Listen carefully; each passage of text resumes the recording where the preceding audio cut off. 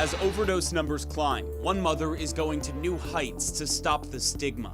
I think that people need to understand, if you think it won't happen to your child, you need to understand that you are in fact wrong, because my son didn't use drugs like that. Why sharing her son's story means even more this weekend.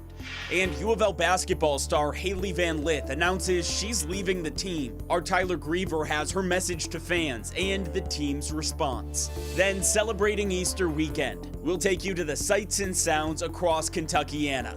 Right now on the WHAS 11 Night Team.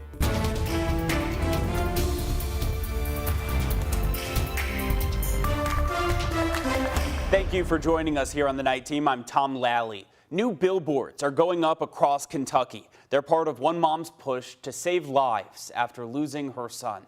Angela Marie last saw her son Nick on Easter of 2021.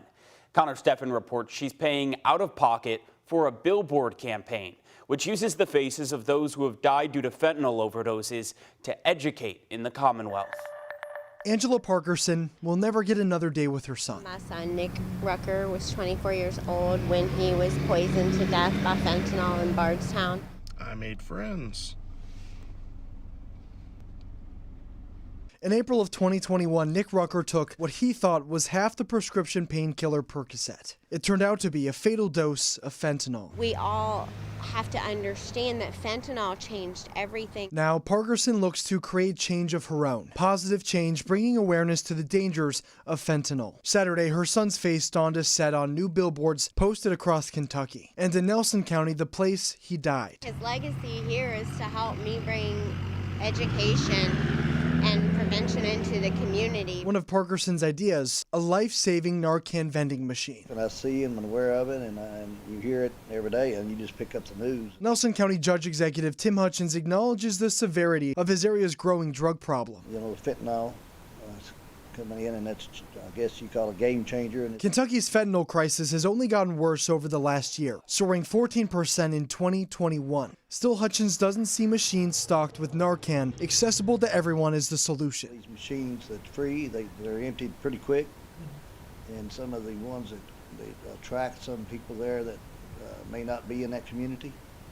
And because it's free and they clean out, they won't just get one and may get 10, sell it to their buddies and go out and sell it. Well, those are Hutchins' beliefs. Here are Parkerson's. He calls it enabling, which we say the only thing Narcan enables is breathing, because even though my son didn't know he would need Narcan in fact could have saved his life. Hutchins says 20 of the county's top leaders will attend a community meeting on April 26th. And I want everybody to sit down and discuss this and be open-minded. I am. It's a meeting Angela Parkerson hopes will bring education and change. In Nelson County, Connor Steffen, WHAS 11 on your side. Now to a big update in the case of Serenity McKinney. Court documents show Catherine McKinney, the woman accused of killing her 4-year-old daughter, is expected to change her not guilty plea. The county attorney tells us Catherine accepted an offer from their office and will be changing her plea in the coming days. More than a year ago, in February of 2022, Kentucky State Police found Serenity's body in West Point, Kentucky. Autopsy documents showed she was found in a suitcase filled with a sand-like substance and fractured bones. Catherine McKinney and her boyfriend, Dakota Hill, have both been charged in Serenity's murder, but this deal will only apply to McKinney and not the boyfriend. Lawyers for the man accused of killing 2 teens in Delphi, Indiana, have filed an emergency motion to move him to a different prison. Richard Allen is accused of killing Liberty German and Abigail Williams in 2017. According to court documents, his defense team said Allen's treatment is similar to a prisoner of war. They say he hasn't received visits from his wife or family for the past 5 months, is only allowed to shower once or twice a week, and is forced to wear the same clothes several days in a row. An Indiana Department of Corrections spokesperson said the agency cannot comment on these claims because of a gag order on this case. Our drone flight team took the air today, checking areas impacted by this Wednesday's tornadoes and straight-line winds. Here's Storm Team meteorologist Reed Yaden. No matter where you look, the visuals are very striking. The trees have been cleared from the roads in this apartment complex off Blanton Lane, but blue tarps cover parts of roofs that were blown off. On Heather Lane, crews were busy removing a tree that smashed into this home. The trunk of the giant oak tree has yet to be removed. The educational building at Parkwood Baptist Church on Manslick Road had major damage to the roof. Easter services are expected to be held as normal. At 2 locations in Bluegrass Industrial Park, flags outline the part of the roof that received major damage at the Morgan Building. A temporary covering is in place to keep the water out. The entire side of part of the United Mail Building is covered in plastic after the metal was ripped away, exposing 3 floors. The owner of these storage buildings located next door says large pieces of concrete fell on the top of a number of her units. Tree removal companies are swamped with calls along with insurance adjusters. The cleanup and repairs will take many months. With John Humphreys, I'm Reed Yaden with Sky 11. Several controversial bills passed through Kentucky legislature before the end of this year's session. And now, with the session over, Governor Andy Beshear is giving his thoughts on how it all went. During his Team Kentucky update, the governor acknowledged both the good and the bad of this year's session, calling some of the bills that passed highly concerning, accusing the legislature of ripping parental rights away.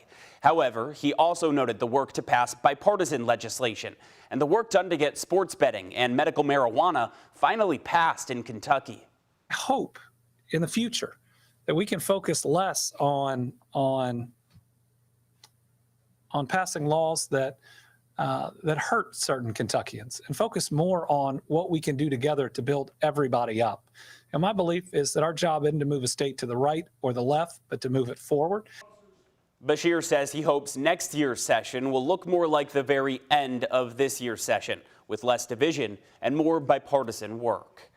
Members of Nashville's Metro Council and the Shelby County Board of Commissioners are now considering reappointing 2 Democratic Tennessee lawmakers back to their seats after they were ousted by a Republican-led expulsion vote earlier this week. Democratic lawmakers Justin Pearson, Gloria Johnson, and Justin Jones were up for expulsion, accused of violating State House decorum when they joined a protest calling for additional gun control. The Republican supermajority ousted Justin Pearson and Justin Jones, who are both black. Gloria Johnson, a white woman, narrowly survived the vote. Why do you feel like there was a difference in the outcome between you and your colleague? I will answer your question. It might have to do with the color of our skin. They played the video. It clearly showed her standing there not doing as much. It had nothing to do with the color of their skin. More than 100,000 people in Pearson and Jones's district are now without representation in the Tennessee State House. That is until county commissioners name their replacements. But Jones and Pearson could have their seats back as early as next week. Nashville City Council and the Shelby County Board of Commissioners have indicated they intend to hold a vote to reinstate the representatives on Monday. They would serve until there is a special election and they could run again. Just hours after a federal judge in Texas ruled to suspend an abortion drug on Friday, the Department of Justice appealed the decision to the United States Fifth Circuit Court of Appeals, rather. The White House promising to fight to preserve women's access to the abortion pill. ABC's Karina Mitchell has the details.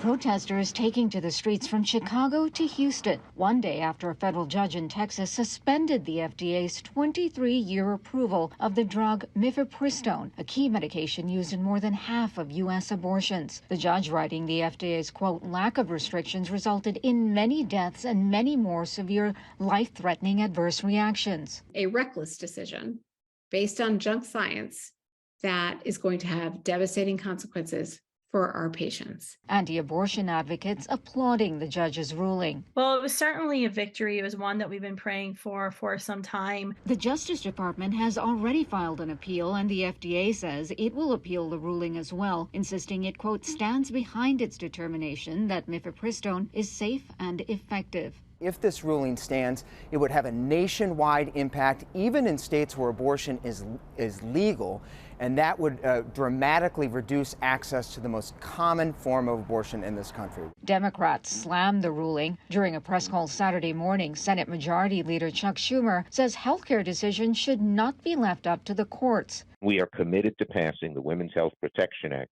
to enshrine the right to choose into law. Meanwhile, a conflicting court ruling in Washington state, a judge there ruling to keep the status quo of access to the drug, writing, quote, abortion restrictions vary state by state and plaintiffs allege harm not shared nationwide. These two competing judicial rulings have set up what is widely expected to be a showdown at the U.S. Supreme Court.